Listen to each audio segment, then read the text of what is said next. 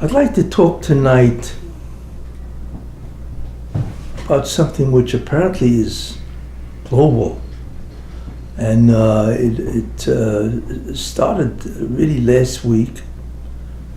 And I'm sure everybody's walking around stupefied in terms of what happened with Donald Trump and America. What is going on and how do we understand this based on the divine agenda? Now, obviously, that's not an easy question to answer. But I'm going to attempt to provide or to offer an understanding of what it all means. Of course, based on the divine plan. It's my understanding and my interpretation of what is going to happen. There will be people, obviously, who will disagree with me, but that's fine. But do they have an understanding of the divine agenda? So that's what I want to do, is offer a rational understanding of what is transpiring and what it all means. I'm going to introduce ideas which I've said before, but I'm going to tremendously elaborate on them and provide you with what I consider to be tremendous evidence that this is the interpretation.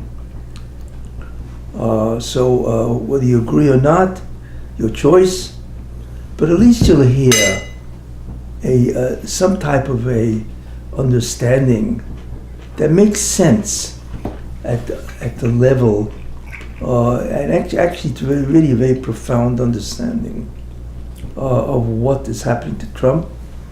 Because I believe the whole concept of what's happening to Trump in many ways is messianic, as I will demonstrate and point out. Before I begin, however, I want to dedicate the shir. The shir should be a blessing and a merit for the health and success of the families of Regina Bas Yosef Reuven and Yeshaya ben Yisrael, Binyamin Wolf, ben Tzvi Hersh, Baruch ben Binyamin Wolf. And their neshamas should see a tremendous aliyah. Now, I want to point out also, today is a very special day. Probably most people look at me and say, well, what was special about what? Today is the Yortzeit of Rabbi Moshe Chaim Luzzatto.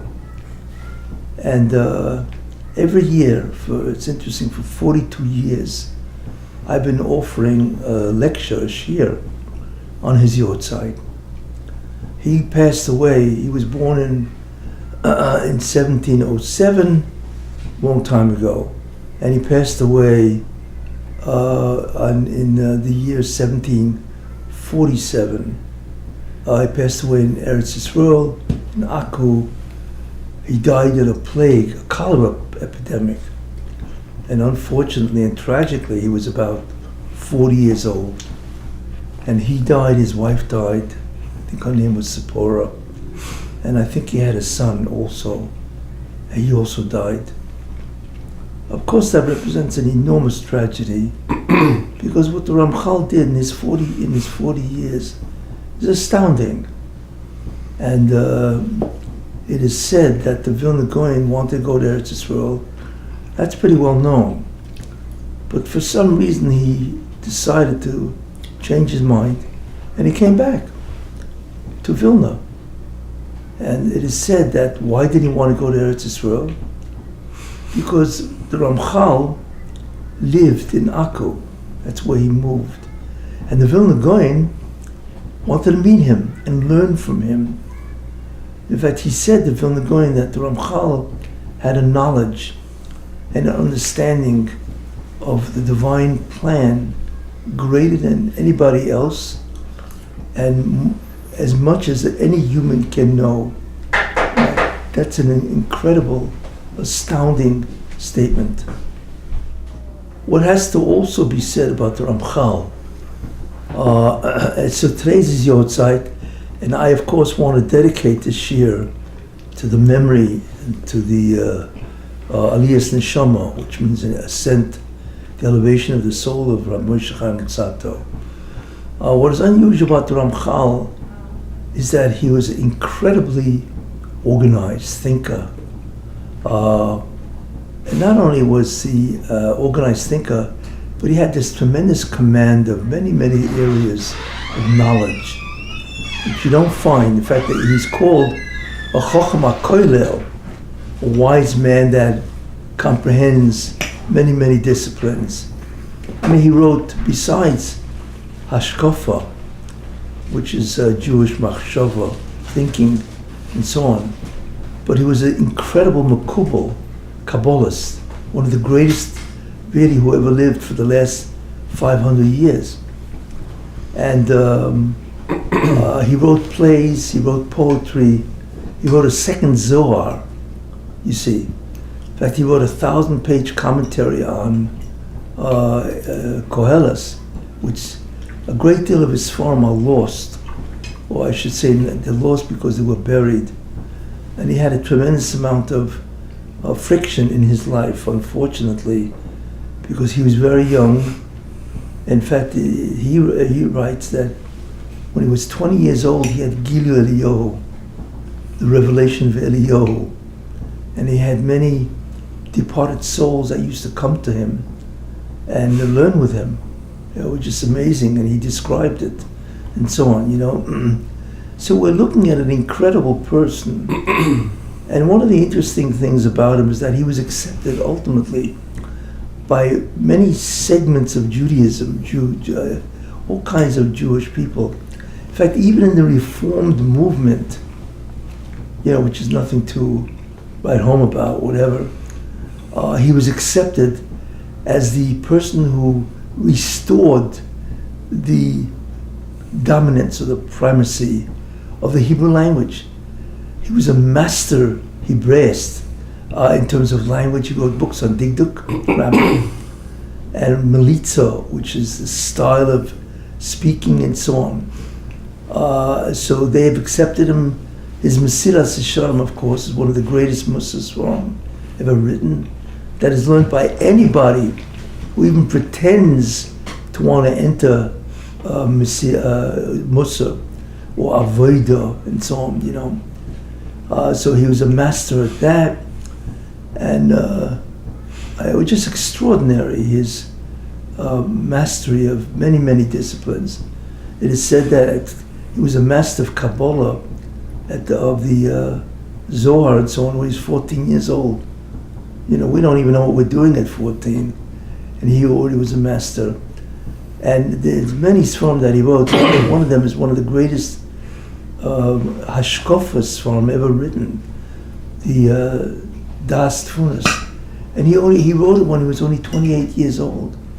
It's astounding that somebody at that youthful age can write a book which reveals unbelievable secrets about the divine plan and the divine agenda. I mean, you can go on and on and on and talk about this man. And the reason why I celebrate his Yortzeit is because he had a profound effect on myself. I got into Ramchal when I was in 1962, which is a long time ago. And I recognized his uniqueness and his greatness. And I decided, therefore, to study his works in depth to the extent that I was able to do and so on, you know. In any case, so this entire shir is dedicated to the elevation of his soul. Now, what I want to do tonight is talk about, you know, how does all this fit in the divine agenda? I mean, what we've seen is history in the making. That's really what we've seen. We are living in historical times. Whoever heard of a former president, right, being indicted? 34 counts. A former president for what? For falsifying business records? I mean, that sounds like he stole a library card. So for that, he's being charged. I mean, you gotta be kidding. I mean, it's like, what is this, an Alice in Wonderland scenario? Because that's exactly what it seems like. So this has profound implications for what God wants, what He's doing, and so on, you see. And what the bottom line is of all of this. And that's what I want to offer tonight. Now, there's something very important. Whenever you want to figure out what's doing, the secret is to find a chazal. Usually in the Gemara.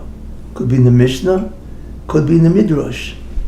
It's to find a Gemara that somehow you realize that there's a secret behind what the Gemara is saying. You see, and it alludes to many, many profound ideas. Every single matter in Chazal reveals something, but many times it's concealed, it's cloaked in terms of what they really want to say. Well, I believe I found it. Okay? I believe I found what Chazal say, but in a very cryptic manner, about today's time. Okay? And that Gemara is in Sanhedrin. The last Perek Chelek. And here's what it says. It's really an astounding Gemara, but it warns us what's going to be, specifically in the Messianic era. If you want to understand many, many of the events of history as understood by Chazal, you have to find it.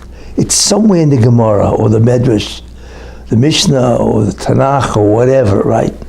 And I think I found it. Now, it's quite cryptic, but it's very, very important because it warns us what is about to happen, especially at the end of time. And that's really what this is all about. The Gemara says in Sanhedrin, Masechta Sanhedrin, in Perek Chelek, an astonishing Gemara. It says there that there are many of the rabbis, for instance, Rabbi Yochanan and another one, Ilfa, and these are very great people and so on. So they say, Yesei, let him come, who the Mashiach. But I don't want to be there. I don't want to see it. That's what they say. Let the Mashiach come, right, of course, but I do not want to witness this. That's incredible. You don't want to be around when the Mashiach makes his entry? And they say no. So the question is, what in the world does that really mean? You know, how could you say that?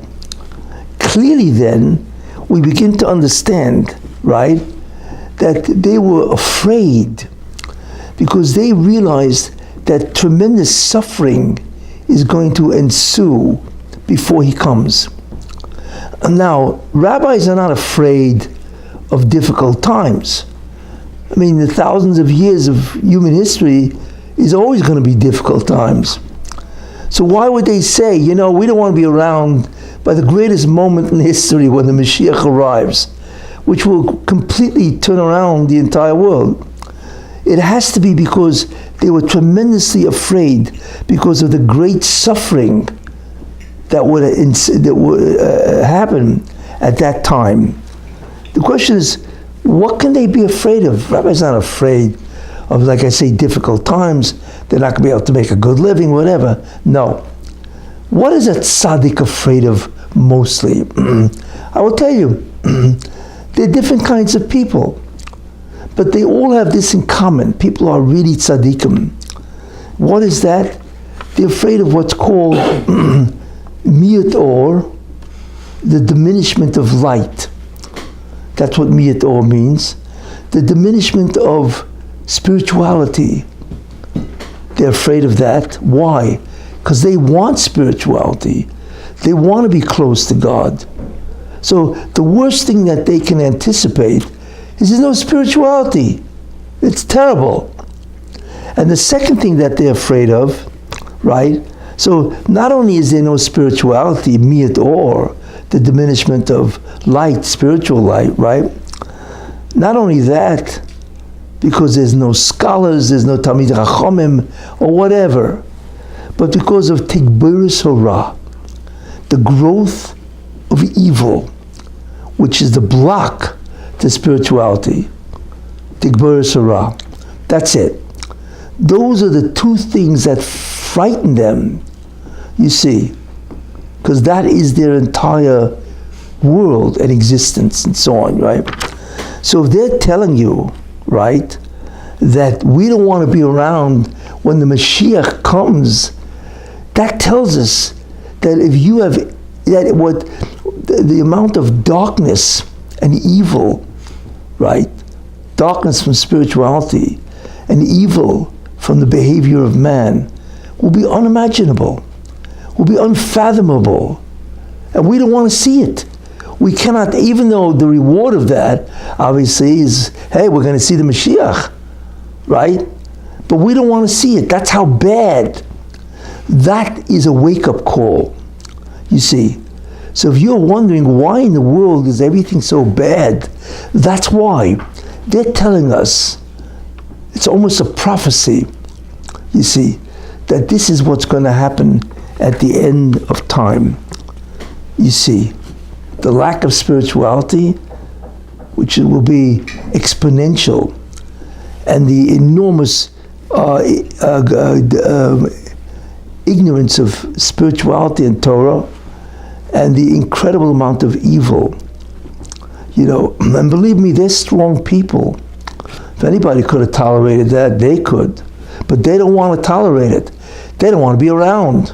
Ye say, let him come, lo yachmine. I don't want to see it. I don't want to be around. So we realize this is not good. That if you are in the end of time, you're going to see stuff that you will not believe humans are capable of. Okay, that is my intro. And that is the Chazal that tells us, be careful. That if you happen to be at the end of time, that's where you happen to be because you couldn't avoid it, this is what's going to happen. Okay, now, in memory of the Ramchal, right, I'm going to read something where this is the beginning of the explanation of what is a very important facet of Hashkafa. And I'm going to read the Ramchal, so you will actually hear what he says, and you will realize this is the basis for what I have said a long time ago, you know, in terms of what has to happen at the end of time. So let me read this to you.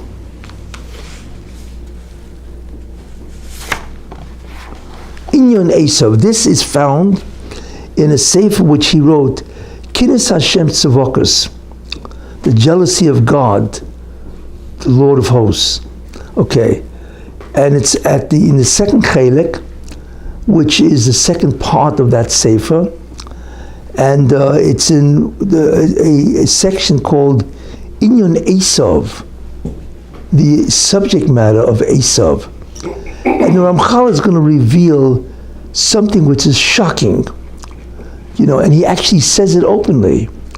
And this is the source of, you know, how I know what is happening, and so on.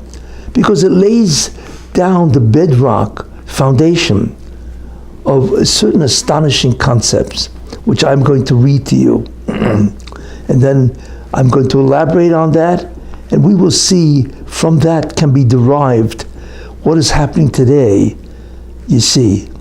And what Chazal said, let him come and I don't want to be there, you could see how accurate it was. Okay, here's what he says. Da, no. Ki shirish li Esav, the root of Esav, right? He's talking about Esav, the son of Yitzchak, the brother of Yaakov, who we know from the story, right, in the Chumash. Esav was obviously a very unusual person, but it said he had an incredible tendency to want to worship idols, just to be evil, and so on. And he did become very evil, and so on. But he was the twin brother of Yaakov, which itself is astounding. They have two brothers, you see. Let's see what the Ramchal says. That Sherish Esav, the root of Esav, Hoya Barishoina, was at first, which means when he was born, and actually until he was 15 years old, or 13 years old, whatever. So Hoya Barishoina was at first B'Kedusha. He was holy, which is completely at variance with what most people think. Ramchal is saying that Esav was very holy. Right, wasn't the Russia. You know, he was a holy person, B'Kedusha. So he mentions the Kabbalistic place in the spheres. V'hu b'gvuras tat tferes. He was located, or he emanated from a sphere called the Gvur of Tferes of Zer Ampin. I'm obviously not going to go into that, but that's where his neshama radiated from, you see, whatever, and so on. And from this particular location in the spheres, okay, from the right side of that sphere, Yaakov neshama emanated. He's telling you the source of the soul of Yaakov Avinu. But that's the right side, because Tiferes is a middle. As we know, the sphere of Chesed is on the right side, the sphere of Gevura is on the left side, and then there's this sphere, which is a divine emanation, which is a merger, you see, and that's smack in the middle. In any case, so Yaakov comes from the right side of Tiferes, because remember, every middle has a right and it has a left, or else it wouldn't be a middle. So the neshama of Yaakov Avinu emerges from the right side of Tiferes. But wait a minute, there's also a left side of Tiferes, from that sphere. So he says, Umebechinas HaSmoel, and from the left side of Tiferes, Sheboy, right, Yotze Esav. Esav comes out of the same sphere as Yaakov Avinu. And we're talking here about Avos. That's what we're talking about. So from the right side of Tiferes is Yaakov, and from the left side is Esav. Now you know why they're twins, because they both emerge from the same sphere, Tiferes, exactly. But not only are they twins, they are equal in Kedusha. Esav is as great as Yaakov Avinu in terms of his potential, right? Okay.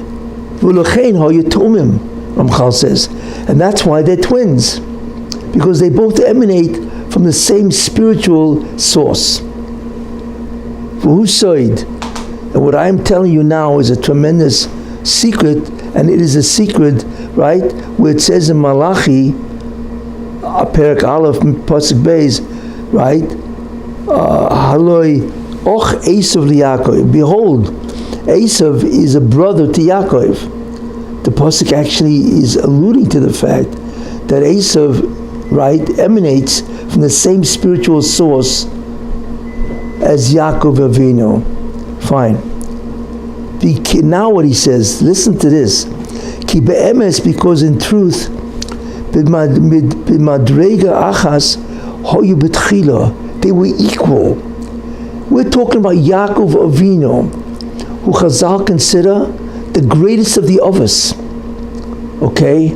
I mean, Yaakov Avinu was, forget about it, he's incomprehensible. The greatness of his neshama, right?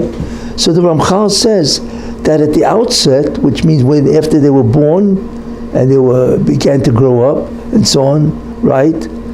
They were at one level, equal to each other. That means Yaakov was as great as Esav, and Esav was as great as Yaakov. Could you believe this? Most people won't believe this, but the Ramchal is saying this, and this is a very profound Kabbalah. Ma'ashe'ein Yitzchak v'Yishmael, but Yitzchak was the son of Avram, and Yishmael was also the son of Avram, even though they both came from Avram Avinu, and they were also very great.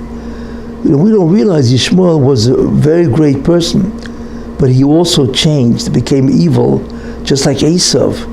You see. So he says that Yitzchak and Yishmael, both children of Avram Avinu, were not the same. Yishmael obviously was born from Hagar, whereas Esav was born from Rivka. So that automatically is a tremendous difference. But anyway, that's what he says. Okay, now, Shagam, and listen to what he says, Shagam Esav, Hoyo Yochel Liyos Kodosh. Esav could have been as great as Yaakov Avinu, right? V'yeh Shneim, and both of them, Bonim Tovim Hashem, would have been tremendous children of God. Okay. Now, I will tell you what happened, but I want to just add to this that there's a Rishon, which is one of the earlier sages, Chazal. His name is the Paniach Raza. Okay, what he says is astounding. He says, really, okay, Esav, the gematria of Esav is double the gematria of Yaakov. And what that means is that had Esav not become a Rasha, had he maintained his Kedusha, not only was he as great as Yaakov, no, he was twice as great as Yaakov Avinu. That's what the Paneach Raza. In fact, the Medrash says that had Esav not done what he did, which becomes a Rasha, then he would have had 6 Shvatim from Esav. And Yaakov would have had 6 Shvatim, right? I mean, you have any idea what that means? How great Esav could have been, that he would have had 6 tribes. You see, it's astounding when you think about that, you know. So, really, no, Ramchal continues, Ki shnei dvorim tzrichim lehosos echad. The Ramchal is now going to say, why do we have 2 people like that? What does it mean to be born from the same sphera and to be at least as great as each other? You see, what does that mean? So what the Ramchal says, it reveals a very profound concept, that they really had to be born, you see. Why? Together in one sphera, because there are 2 basic jobs that the Jewish people have in order to accomplish the tikkun, right? So, tikkun hakidusha, in order to bring about tremendous holiness, besoid hispashtus kedusha b'madregoseho. In other words, the first job of a Jew is to bring down holiness, the light of the spheres, or the light of the Ein Sof, into this world, because God left it out. And that's the test of the Jewish people, used to be the test of mankind. How much are you going to fill this planet with my Ein Sof, with my presence, Shechina, you see. So that's one job. The Echad, and the other job, right, is Kfiyas HaSitra Achor Tachas HaKedusha, is to subdue the evil of the Satan underneath Kedusha, to subjugate him, to bring him under holiness. There you are, 2 jobs. That's the concept of Sumei Rava Asei Tov, right? Sumei Ra means turn away from evil, Vasei Tov and do good. So therefore you have 2 jobs. One job is to bring down holiness, which was denied the world, okay? And that would be the job of Yaakov. That's why he was a Yoshiv Holam. See, that's why he was a dweller of tents. Tent means he used to learn, right, to bring down Kedusha. But Esav, his job was to subdue evil, which means to go into the evil environment. Therefore, he was an Ish Sadeh, a man of the field. His job was to go into the field and remain righteous, remain a tzaddik, and therefore he would subdue evil with his righteousness. You see? Therefore, we see something which is very, very important.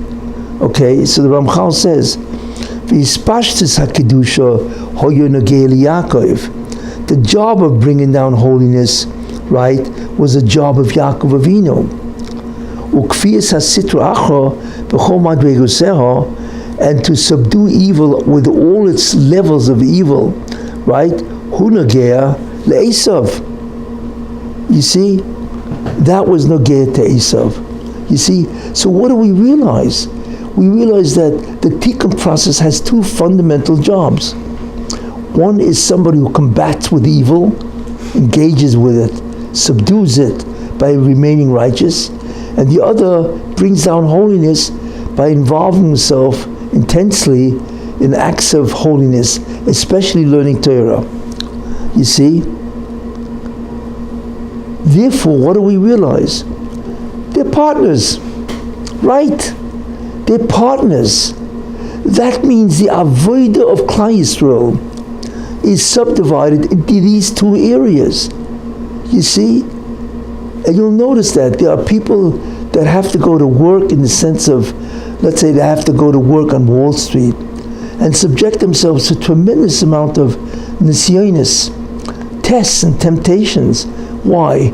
Because their job is the job of Esav, to subdue evil by remaining righteous. And then there are guys who are zoicha to learn all day, for years, or to open a yeshiva or a kollel, or become a rabbi, a rav of a shul. Their job is to spread holiness. It's interesting. They are replicating the jobs of Yaakov and Esav. It's partnership. The Rebbeinu Shem needs both, you see. So the Ramchal continues and says something very interesting. The only way Esav could do this, right, is Shosha. You see? The only way Esav could do that is Esav had to emanate from the left side of Tferes. And that is the mokum of the Satan. In other words, Esav's root, neshama, is in the same sphera, believe it or not, as the Satan. And therefore, it's a patriarch against a patriarch of evil. And since they both come from the same root, if he was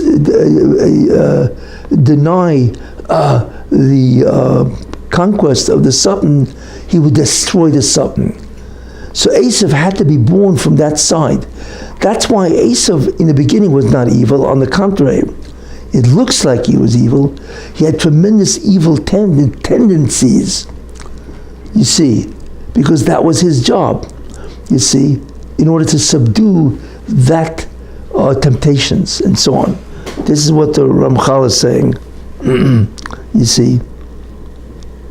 So therefore he had to emerge from that side, which is the same side where the Satan emerges, so he could destroy him. That's why we look in the Torah and we see that before Esav is even born, he's already running to serve idols. That's not what he was, but he had to be born with the tendencies of that Yetzer Hara to say, no, I will not do it. And therefore he would destroy the Satan. So you can imagine, what Esav was and so on, So therefore, this is what the Ramchal says, and this is the Ramchal. So he's revealing a profound secret in terms of who Esav was. But what I'm trying to show you, right, is the whole concept that there's a partnership here. Unfortunately, we know, right, that Esav became evil. Instead of subduing the Satan, he joined the Satan. He committed terrible sins. He killed people. He had tremendous illicit relationships with other men's wives. I mean, he was a real chevraman, as they say, and so on. So he bombed, to use the modern English expression. So what did the Rebbeinu Shem do? So the Rebbeinu Shem is never at a loss, obviously, because it's a partnership. You don't realize something. If Esav is not around, who's going to do the job? There's no such thing as, well, now Yaakov will do the job, but who's contending with the Satan? It's not Esav anymore because he joined the something. So what did the Rebbeinu Shalom do? What did God do? And the answer is something incredible. He gave the job of Esav to Yaakov Avinu. Yaakov Avinu went piggyback. So Yaakov now had two jobs. He had the job of Kedusha, but now he had the new job of Esav, right? Because Esav was a Rasha, to do the job of Esav. That's what happened. And that's why once Yaakov accepted the brachas, the blessings of Yitzchak, right? What did he do, Yaakov? He had to go to Lavan. That means he had to go into the field to subdue evil, you see. But the interesting thing about it, and I'll just mention this, no man can do two jobs like that because they require different natures. The nature of Yaakov is one thing, and the nature of Esav, right, as a field man, is something else. So Yaakov, it's true, now has the job of Esav. And by the way, that's why he married Leah, who was supposed to be the wife of Esav. Because once he took over the job of Esav, right, he married his wife, you know. That's what happens. Because Leah was the perfect partner to Esav, without getting more into that. But therefore, what happened? But no man could take over two jobs, because they have different natures. You see? So therefore, what happened? Somebody else had to take over Esav's job, the other half. And who was that? Yosef. Now you understand who Yosef was. Yosef was half of a patriarch, because he had taken over half the job of Esav. Fascinating, you see. And since Yosef had taken over the job of Esav, he now had to go into what's called a klipa. That's why he went to Egypt, in order to go into the tumah, you see, into the evil, become the ish sadeh. That was formerly the job of Esav. You see, and that's why Yosef was able to have two tribes. His soul was so great that he himself could give birth to two tribes, Menashe and Ephraim, because he really was half a patriarch. He was greater than the other Shvatim tribes. In any case, that's basically half the story of Chumash Precious. But in any case, that's who we see, that Esav really was an Ov, twice as great as Yaakov, but he made a terrible mistake, and of course he became a tremendous Rasha, and so on. In any case, what happens now? You see, now what is interesting is that we learn that, wait a minute, is Esav finished? And the answer is, I don't want to get into, I once gave a whole shir. If you search back several years, you'll find a whole shir about Esav and so on, you know. But what comes out is that Esav wanted to do tshuva, right? When he met Yaakov Avinu, instead of killing him, he said to him, Yehi lecha sheloch, let that which is yours be yours. And what that means is that the blessings that you stole from me, and you went to Yitzchak and you stole it from me, right? It's okay, you can keep it, they're yours. That meant that Esav did tshuva, and he would have done tshuva. He needed a real push. So Yaakov Avinu should have given him Dinah. That's why God was very mad at Yaakov for not giving him Dinah, and God subjected Dinah to become the victim of Shechem, without getting into that, and so on. But in any case, so that's why God said, because you wanted to do tshuva, but you denied the opportunity because of a misunderstanding of Yaakov Avinu, you will do tshuva in the end, and you will fulfill your role to be a partner to Yaakov Avinu. That's an incredible remark. You see, where do we see this? Well, what is interesting is that when when Rivka was having tremendous birth problems, because Yaakov and Esav were fighting in her uterus, so she had no idea what was going on. So the Torah tells us that she went to the yeshiva of Shem V'Over, and obviously there were Nevi'im in that yeshiva. So she said, what gives? What is this? So they told her nevuah. Now what most people don't realize is that nevuah is not just a nevuah of that time that she was going to give birth to Yaakov and Esav and twins and so on, They, Shem v'Eva told her, they told exactly what was going to be until the end of time. Most people don't realize that. How? Here's what they said. Shnei goyim bivitnech. There are two great goyim, Rashi teaches, translates gayim, two tremendous nations that you carry in you, okay? And then that's the first part, right? And umima'ayri poredu. But what will happen is they will separate from you, which means that they will take different paths.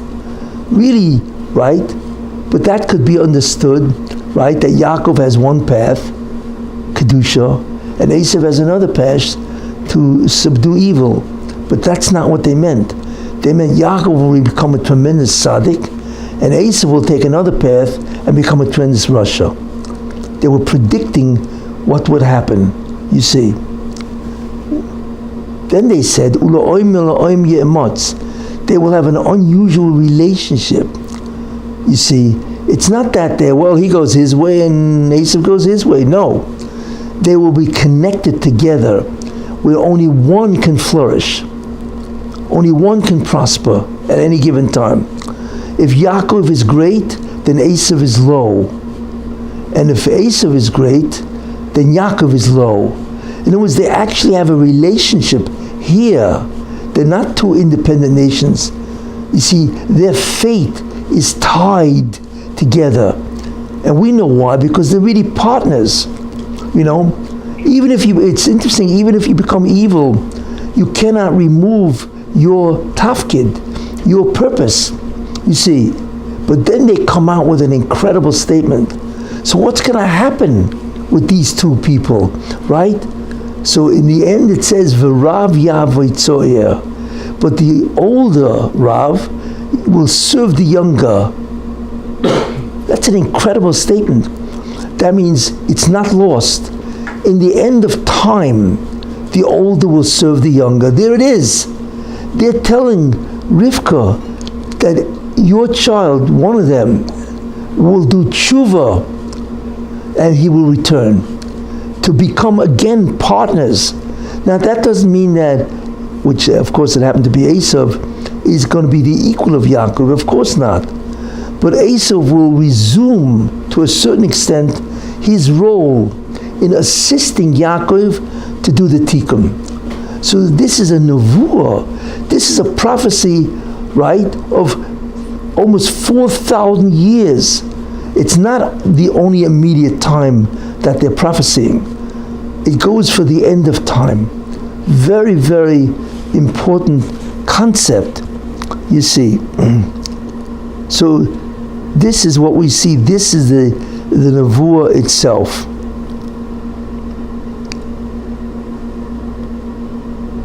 In any case, now, from here we can begin to understand something which is very important, which most people are not familiar with. Okay, Rashi comments on the pasuk, Shnei goyim bivitnech. There are two great nations within you. Okay, and of course we know they're Yaakov and Esav. But Rashi says, when was the ideal relationship? That there were two great nations and they were partners. And it doesn't mean that they were equal, but they had a kesher together. They had a tremendous connection. So Rashi brings down that this was between Yaakov Avinu, or rather between Rabbeinu HaKadosh, right, and Marcus Aurelius Antoninus. Rashi says this, okay? These are the Shnei Goyim Bivitnech. Now, Marcus Aurelius Antoninus was a philosopher. He wrote the book Meditations from Marcus Aurelius. So obviously he was a profound thinker. You see, but he was also Roman emperor. He was a Roman emperor for about, 20, 30 years, which is amazing when you think about that, And he was this, Marcus Aurelius. So Rashi points out that was the great relationship that they had, right? That they can be titled that they are Shnei Goyim B'Vidnech, 2 great nations within you. Marcus Aurelius, Antoninus, and Rabbeinu HaKodesh, right? One of the greatest of the Chazal, the author of the Mishnah, and so on. And this is what it says. Okay, now, therefore, what is interesting, what was their relationship? Well, apparently, because Rebbe lived in Eretz Yisrael, and a Roman emperor usually lives in Rome, in Italy. But apparently, for many years, Marcus Aurelius lived in Tveria, Tiberias, and he met Rebbe. Now, why is that so astounding? Let me tell you 3 stories of Marcus Aurelius and Rebbe. And this is not an accident, because it's going to lead to our understanding of what is happening in America. I don't know if you know it, but Rome had issued an edict that anybody who practices Mila, among other things, is subject to the death penalty. So Chazal bring this down. Okay? So, the mother of Rebbe, okay, had Rebbe. And Rome accused her, because they were a prestigious family. What do you mean? You cannot have kids. You circumcised your child. You therefore are subject to the death penalty. Now, for whatever reason, they said to her, Roman officials in Rome said, okay, here's what we want. We want you to bring so she denied it. So they said to her, you bring your child, Rabbeinu HaKodesh, as an infant, you bring him to Rome. And we'll check it out to see if he's circumcised or not. Okay? So what she did, she went to Rome on her way. On the way to Rome, it's amazing, she stopped at an inn. Because to go from Israel to Italy obviously takes a long time. So she met there the mother of Marcus Aurelius. Right. Now I don't know what Marcus Aurelius' mother was doing in that inn. What the historical station was and so on. So for some reason they hit it off. The mother of Marcus Aurelius and the mother of Rebbe, right, they hit it off. So she asked her, the mother of Rebbe, why you going to Rome? So she explained, right, I got to bring my child to show them that he is, not circumcised, but obviously he is. So they're going to kill him. They're going to kill me and kill him. So the mother of Marcus Aurelius said to her, I will do you a tremendous favor. I will give you my child, Marcus Aurelius, an infant, and you'll take him and you'll give me your child, Rebbe, right? And you take him and you show him to the Roman officials, because obviously my child is not circumcised. And that's what happened. So Marcus Aurelius as an infant was responsible for the life of Rebbe. You can believe that? So therefore, that is an unbelievable, because without Rebbe, where would we be? Could you imagine he was one of the people he was the person, even though he was an infant, that was responsible for the life of Rabbeinu HaKodesh. And we can't even begin to understand what kind of reward that is, even as an infant. You see. So automatically at birth, Marcus Aurelius was assisting Rebbe, right? And Marcus Aurelius is going to be a Roman Empire, and we know Rome is a derivative of Esav. So the Rebbeinu Shem arranged it where Marcus Aurelius saved the life of Rebbe. Rome, right? Saved the life of the person that would spread Torah throughout the Jewish people. So already we see something's happening here, that the Rebbeinu Shem is connecting these two people.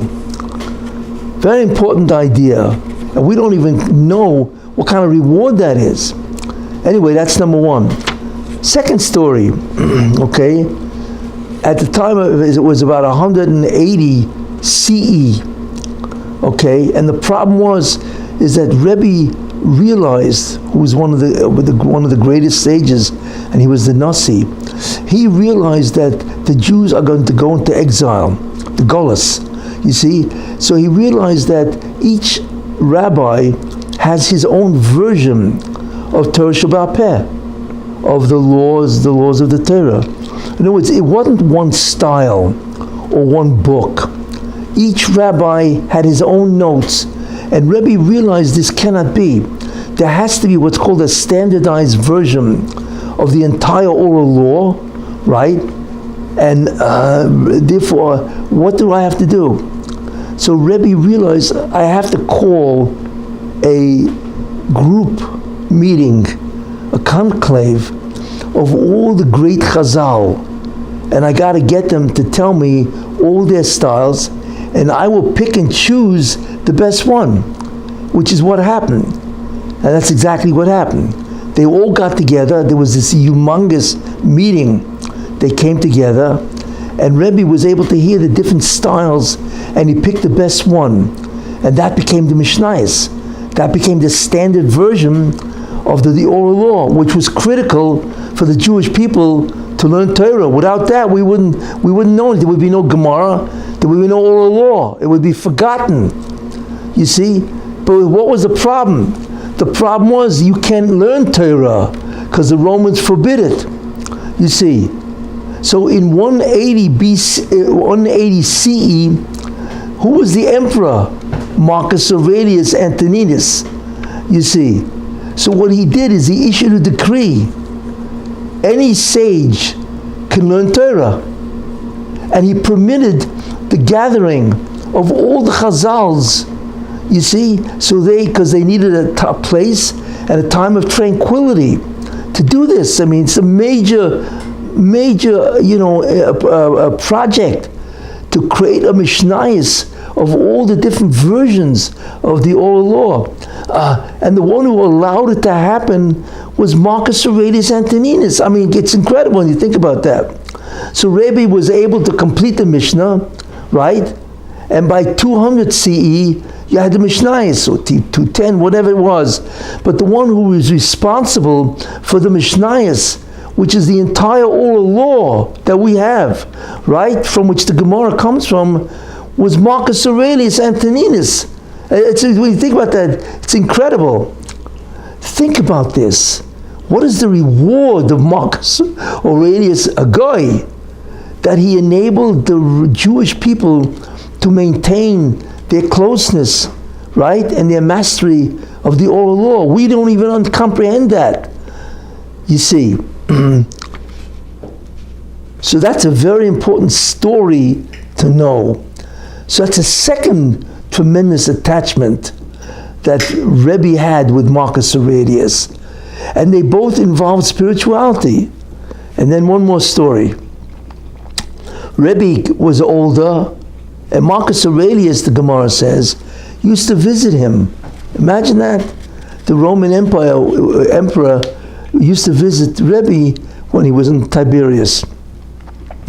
So Rebbe was much older, or they both were old, obviously. And what happened was Rebbe had a hard time climbing into his bed. You know, you get old, it's hard to move around, whatever. Your mobility suffers. What can I say? In any case, so he had a hard time getting into his bed. So Marcus Aurelius was talking to Rebbe then. So Rebbe didn't feel well, whatever. He didn't feel well. So he wanted to lie in bed while he was talking to the Emperor of Rome. And he was the Emperor of Rome, by the way. So Marcus Aurelius says, look, you're going to have a hard time getting into your bed. I'll do you a favor. I'm going to bend down on all fours. You put your foot on top of my back, right? Use me as a stool, as a step stool to get into your bed. This is the Roman Emperor. So Rebbe says, is this proper to use the Emperor of Rome as a footstool? That's what he says to Marcus Aurelius. So Marcus Aurelius says to him, Alavai, I should be your footstool in the coming world. That's incredible. So we see the tremendous relationship, that it's not only that they were tremendous people. Rebbe was one of the greatest of the sages of the Jewish people, and Marcus Aurelius is the emperor of Rome, a descendant of Esav.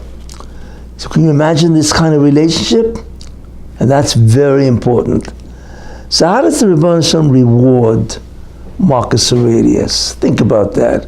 What the reward of this person, right, who preserved the life, right? And here's where we begin to understand what happens. So we now know that at the end of time, right, that Esav, aka also known as Edom, aka also known as Rome, right, aka also known as Western civilization, right? And we know who Western civilization is. It's Russia, Europe, and America, all right? We now know this, very interesting. And I clearly believe that what the Rebbeinu Shalom did to Marcus Aurelius says, because what you did was so outstanding, that the Torah of the Jewish people is dependent on you. Talk about, enlisting Esav and his descendants. I will reincarnate you at the end of time, and you will be the person that Esav does tshuva, and you will help my people do the tikkun before Mashiach comes, but to bring the Mashiach, you see.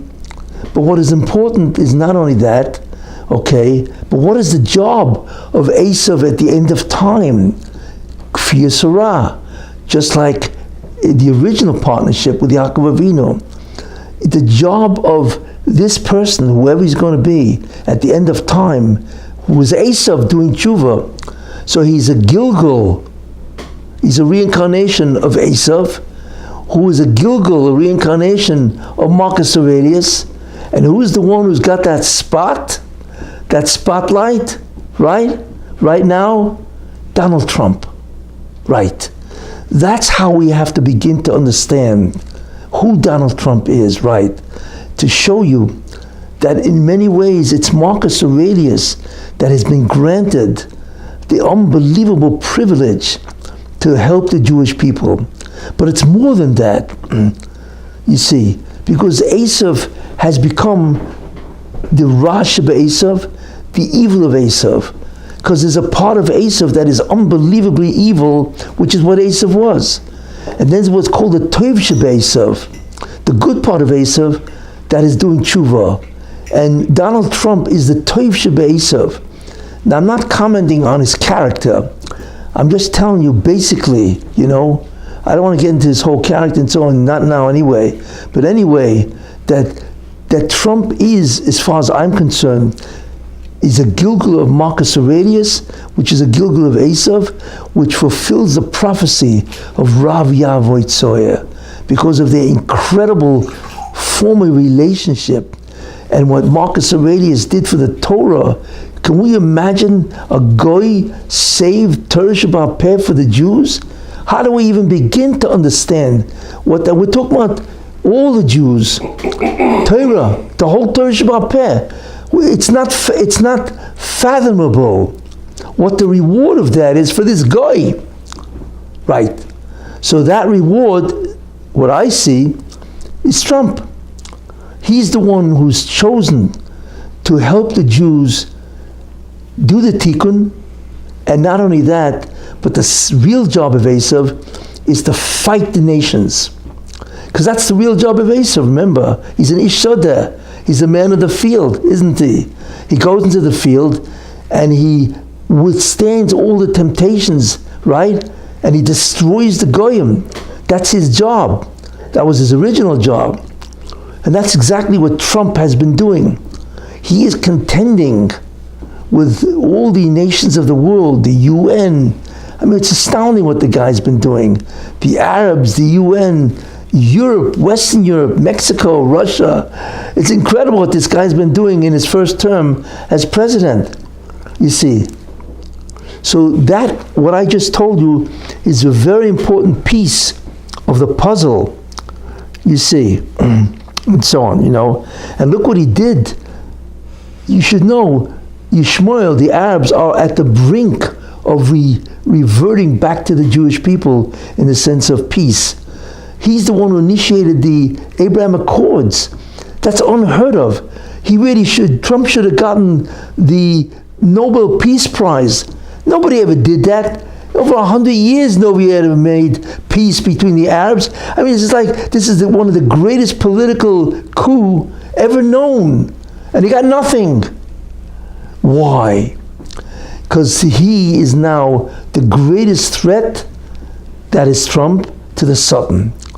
What you are witnessing is satanic, right? That's the origin of Trump derangement syndrome. You see, that's really what it's all about. Because if Trump helps the Jews do the tikkun, then the Sultan dies. And he knows that. So he is turning anybody that wants to listen, and believe me, it's a lot of people, and so on, against Trump. It's satanic. You don't realize, because what is happening to Trump is unheard of in American history. Like, hey, you don't like the guy? Okay. But he was a very good president. Anybody that's honest sees that. What do you hate the guy for? Usually if you don't like a guy, you don't like his policies, right? But they hate. It's a gut hatred. That's what you see. This is not normal. It's psychotic. Because it's not justified in reality. When you really think about that, okay, you disagree with his policies or you don't like his character, he tweets too much, fine. But the hatred that people bear for Trump is lo ya'uman, it's not believable. It's just incredible. Why? What explains this irrational behavior, psychotic behavior? And the answer is Satan. It's satanic. Because the repercussions of Trump becoming president and helping the Jews, especially helping the Jews make peace with the Arabs, and Trump denies and defies the UN, the Arabs, right? The whole world he defies, you see, is the greatest danger to the Sultan. So we're looking at an unbelievable spiritual dilemma that the Sultan has. That's what's going on. You see, and that's his job, is Kfir Sarah. The original job of Esav is to fight the Tumah, what's called in Kabbalah the Klippa, the evil of Esav, right? And that's why we're witnessing things we've never seen before. It's absolutely irrational, and you could see the divine blessing. I mean, you think about that, as I will point out, how in the world does Trump survive this? And so on, which I will point out. But there's a problem, always a problem.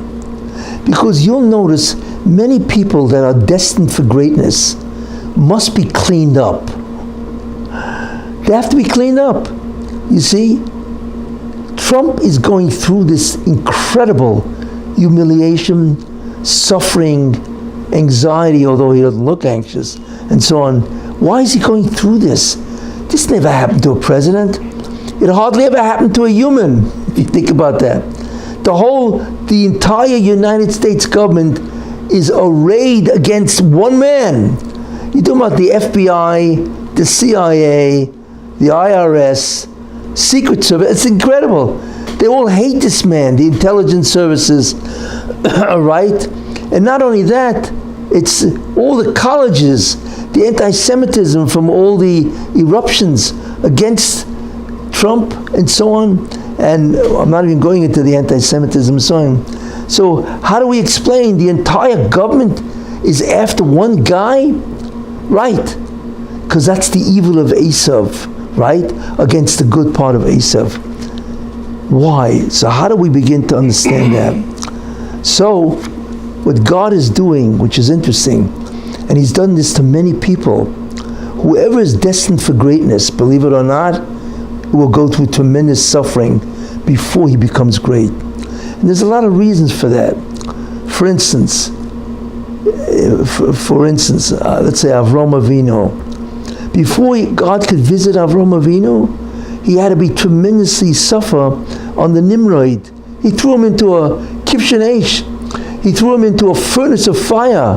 And who knows what other difficulties that Nimrod put Avram Avinu through. Right? Look at the difficulty. He has to cleanse Avram Avinu for whatever. And there are reasons for that. And then you have Yosef HaTzadik, 13 years in an Egyptian prison. And believe me, that was no picnic. A prison today is a palace considered to the prison of Egypt in those days, right?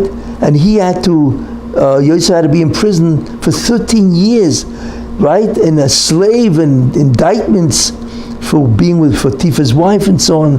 It's incredible. And finally, what happened to Avram, we know. What happened to Yosef? Became the Grand Vizier of Egypt, right? Then the Jewish people, they had to go through Egypt for 210 years and suffer terribly, right? Again, and what happened in the end?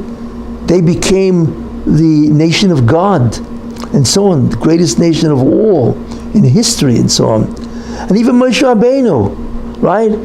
He was chased out of Egypt because he was accused of murder, right? And he was gone 54 years. He didn't see a Jew in 54 years, It's incredible. Before he could be given the greatness of being the greatest Navi and the giver of the Torah. So we see, and this goes on and on. Well, my belief is Trump is eventually going to come back, right? As Esav doing tshuva. You see? So he has to be cleaned up. Well, you see the tremendously divine assistance, when you take a look at this person and so on, He's 77 years old. Where does he get the energy to run around the United States? He's 77 years old. It qualifies as an old man. Forget about Medicare, right, and Social Security, right? What is it about? You compare him to Biden. Biden looks like a cripple compared to Trump and so on. Yet he seems to have energy which is boundless, and he stands in front of a crowd of 100,000 people in New Jersey, right? And he talks for an hour and a half, 2 hours. You know how much energy it takes to do that? And that's after he's been in court the whole day sitting, right? And that's just beyond belief. You show me one guy that can do that, and this is a guy who's subject to every vile attempt to destroy him, and it's amazing. A guy like this should have had 5 heart attacks already, in terms of the anxiety and the stress. Could you imagine what stress he's under? That every day he's got the whole U.S. government arrayed against him? I guarantee you nobody would survive. Nobody. Who could stand that? The fear and the stress. And he doesn't even seem to be afraid. He has no health issues, as far as I know, right? How's a guy like that walk around with no health issues? It's absolutely incredible, Where's, like I say, the energy and the stamina? You don't think this is divine? You show me one guy that can replicate that type of behavior. It's impossible. Yet he does. He just seems to be impervious to danger and threat. It's just incredible. Why, or I should say how? That's the Rabbanu Shalom. Because God has to keep him healthy to be able to do the job that he's destined to do. To me, that's one of the greatest indications that he has an incredible mission. And therefore, he has to suffer, you see, and so on, Why is God doing this to him, suffering? Like I say, first idea is he has to atone. Look, Trump did a lot of things which are wrong and so on. No man is perfect. So before achieving that kind of greatness, I believe he has to have a kapara, atone. This suffering is an atonement. Not only that, we know Trump has a large ego, to say the least. God wants to humble him. He says, look, before you can take up my mission, you got to become a humble person. You know, I'm going to show you that really you're a nobody. And if not for my incredible assistance and grace, you'd be dead. So what God is doing is actually humbling Trump. Right. Then another idea. God wants Trump to destroy the Democratic Party. Right. How? Because he's got to get Trump so infuriated at what they're doing to him. I mean, the injustice beyond belief. God is infuriating Trump to destroy the evil people, the Democratic Party, Biden, and all the people that try to destroy him. You see. So he's infuriating him, making sure. Now I want to tell you something. It's not a matter of revenge. People don't understand. Trump must remove these people, the establishment or the swamp, right? Or the deep state. Why? Because you don't realize something, or maybe you do. They're not going to stop. Even if Trump wins the election, they're still going to try to destroy Trump in any way they can. They are going to infiltrate, you see, in order to destroy him. You see, they'll impeach him again. You see, because they have members of Congress and the Senate who are part of them. You know, it's astounding. He was president for 4 years, and they impeached him twice. That alone is a distinction in American history. Impeached twice for what? For a phone call? I mean, you laugh at what they impeached him for, right? Because they have to destroy him. Because it's like they see him as their mortal, as their innate enemy. You see, so they're going to try to destroy him just because he won. That's what they did the first time. So how do you protect yourself? You need to destroy them. You need to go after each one of these people because all of them are guilty of felonies, real felonies, not the sham that has been made up in the court now with this guy Marsham and so on, you know, real felonies, and he could take them all out. But what he needs is a great DOJ, Department of Justice, a DA. That's what he needs. Somebody who will really go after the whole Democratic Party and get rid of the top echelon. Because not everybody in the Democratic Party is evil, but the top echelon is terrible, and so on, you see. So that's why he has to take them out. Not for revenge, because they will continue to try to destroy him. And he has to be very careful. Trump made a tremendous mistake. He failed to understand the depth of resolve of evil, how bad they are, and what they are going to resort to kill him. You know, in fact, maybe if it wasn't for the Secret Service, they would assassinate him, and so on. But I believe that, of course, will never happen because God is protecting him for obvious. We see that he is, and so on, you know. So that's why it has nothing to do. Those people who say revenge, they don't know what they're talking about. And which is interesting. Do you have any idea what they stopped him from doing because of the impeachments? Every other day he was caught up in court or some committee to investigate him and so on. You see, what he could have done for America, another 10 times more if he would have been so tied up in court and in, you know, judicial committees and so on, you see. And now, of course, this particular, what has been happening now, you know, what has been happening now and so on, you know. I mean, this court case is one of the greatest injustices that I've ever seen. I mean, there's a famous lawyer, Alan Dershowitz, that has said, I mean, he's a famous lawyer, constitutional lawyer, criminal lawyer and so on, that in all 60 years of practicing law, Dershowitz says, he has never seen such what's called an ivus hadin. He has never seen such an obviously corruption of justice by this judge, Marsham and so on, you know. I mean, this is Dershowitz and so on. I mean, he's shocked, and he's right. The evil of this jury, this prosecutor, and this judge, we cannot even begin to describe.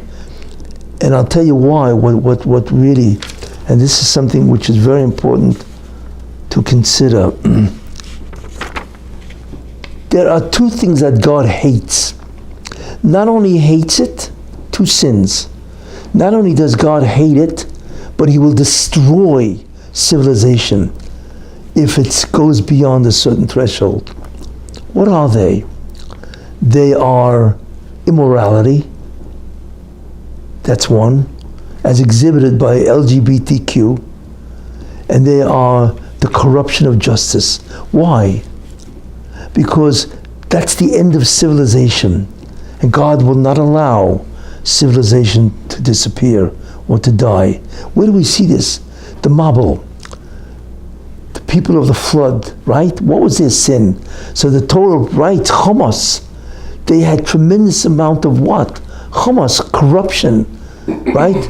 It was a tremendous distortion, deviation, or injustice that they practice, right? And the second thing, where you see from the Medrash, that what it says there, that God sealed the fate of the generation of the flood. Why? So it says there, what sealed their fate is that the fact that if a guy would want to marry an animal or a man would want to marry a man, he would have to write a ksuba, right? A marriage document, right? Spelling out his responsibilities. And this was this was sanctioned by the government, because he would have to write out a document which was enforceable in court. Did you believe this? The two very sins that can destroy civilization, that's exactly what the generation of the flood was engaged with. So what did God do? He destroyed the world. Do you have any idea what kind of a sin it has to be for God to want to destroy the world? That's like, is there any punishment greater than that? Of course not. And the second place that did this is Sodom. Sodom was an unbelievably evil place. Justice. If somebody robbed you, then the victim, he had to pay the robber. Why? What was the logic? Because if you didn't have that possession, the guy could never have stolen from you. Therefore, you're guilty. Excuse me. Are we in an Alice in Wonderland land? And that's exactly what they did.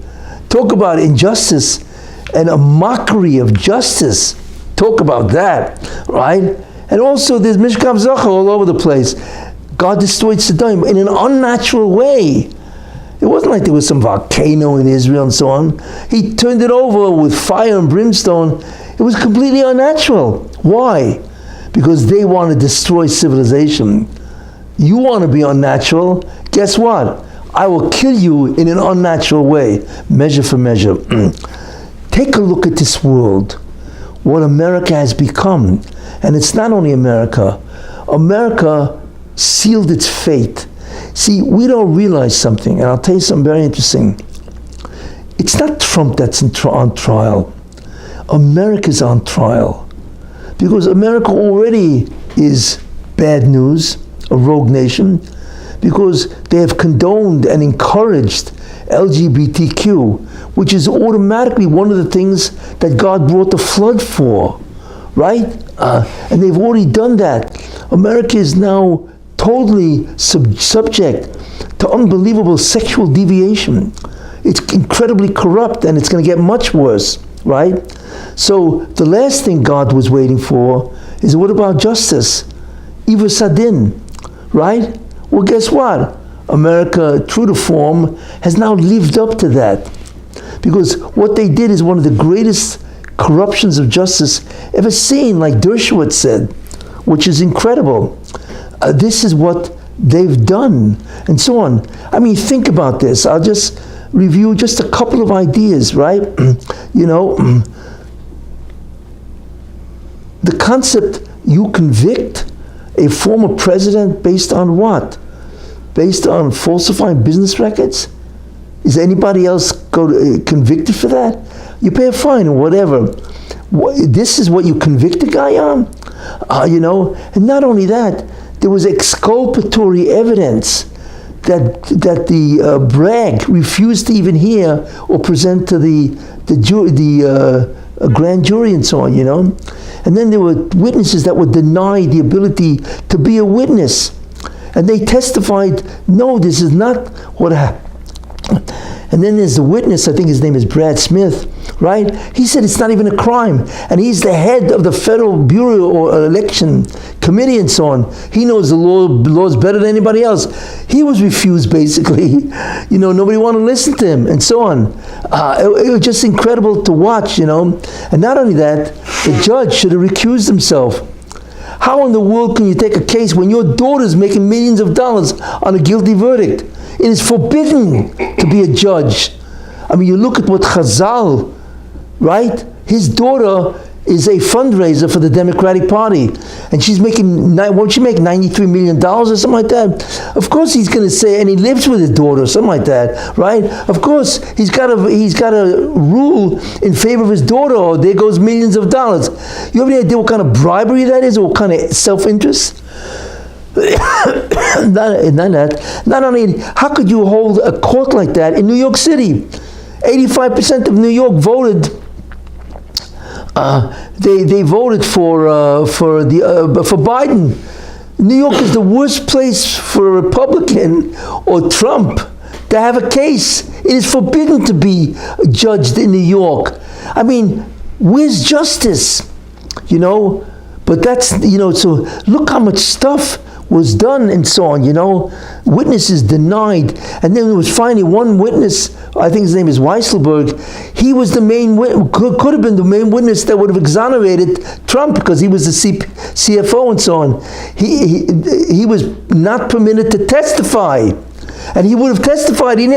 Trump doesn't even know about this. You see? And not only that, you have a witness giving testimony, what's called exculpatory, which is exonerates him.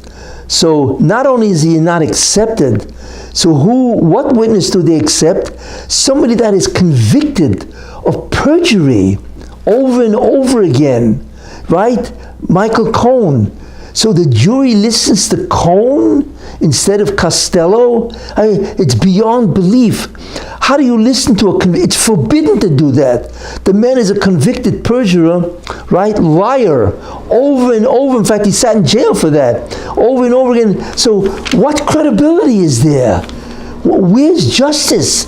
On the contrary, when you look at Chazal, the Sanhedrin used to go out of their way to try to exonerate a person, not to make sure that he's found guilty, It's beyond belief what America did. And I'll tell you the worst thing America did, like I just said, God hates injustice. In fact, it says in Pirkei Avos, Perek Hey, Pasuk Yud Aleph, 11, right? That Ivas Adin produces a punishment of cherev, a sword, military. That means there will be something military that will be incredible, harmful to America. I think it may be, hopefully not, it may be another 9/11. That's the cherev that America may now witness, because that's what Pirkei Avos says, that Ivas Hadin brings cherev and so on, But what they have done is made a mockery of justice. America used to be the model, at least partially, of righteousness. They were decent, and now America is the laughing stock of the world. Not only so, America can't even tell another nation that's a banana republic, you can't do this. America has lost the high ground of morality. That's what's happened with America. How do they do that? Do they have any idea that the rage that Kaviochel, so to speak, that God is in for what America has done, not just for America, where everybody now laughs at courts. The whole DOJ, the whole court system is a mockery. You have any idea what that means? Mankind cannot survive when everybody's laughing at justice, which, by the way, is one of the 7 Noahide laws, courts, justice, and so on. How do you think God looks at this? Do they have even a shred of understanding what God is going to do to them when they stand in front of Him for judgment, that they made a mockery not only all over America, where America now realizes a two-tier system, and the whole thing was it was so obvious that all of this is unjust. How do you do this kind of thing? As I pointed out, only a couple. You speak to any lawyer, they can't believe what just transpired. But the whole world laughs at America, and they laugh at justice. You can't do that and get away with it. They have no idea. And I repeat, and I said this in the last year. You want to know what God is going to do to those people who have just desecrated the name of God and His laws? That's what it is. They have made God look like a fool. What do they think God is going to do? And I mentioned the punishment, how severe it is, what's going to happen. And you know what's going to happen? Yeshayahu sees God prophetically. He's coming, and his garments on a horse, and his garments are all red, so which means they're covered in blood. God's garments are covered in blood. So Yeshayahu is afraid, and he says, this is not good, because he thinks God is coming to judge the Jews, because that's what the symbol is, you see. So God says to Isaiah, this is in Parashat Nitzavim, by the way, which was the Haftarah for 9/11, for those who don't know. In any case, so God says to Isaiah, Yeshayahu, says, no, this is not for the Jews. You're wondering why my clothing is red? Because I have just stepped on Esav. I stepped on them, and I squashed them. You see, like a grape producer that wants to produce wine from grapes. So he puts it in a big vat, and guess what? He goes into the vat, cleans his feet, I hope, right? And squashes the grapes, and all the juice spurts out. Well, guess what? I just did that to Esav. I stepped into the vat on top of Esav, and I squashed him. So his blood squirts all over the place, and it squirted on my garments. You have any idea what that kind of description is? It's unbelievable. This is what God did. Yes, this is the punishment of Esav, the evil of Esav. You see, the question is, how is that possible? And you're looking at it. You're not only looking at LGBTQ, which is the distortion of nature and so on, which will destroy civilization, right? But you're looking at the injustice of what has just happened, you see, to Trump and many other people that have supported Trump. And this, you should know one thing, it's not just Trump. We have no idea of the prosecutorial excess, outrage that is practiced in this country. We don't know, but there are many books written that talk about the prosecutorial overreach, how prosecutors have enormous power, you see. And some guy just wrote a book, I forgot the name of it. We demonstrate that many justices are they don't practice justice. They're either very angry, so they convict the guy, or for what other motive they have.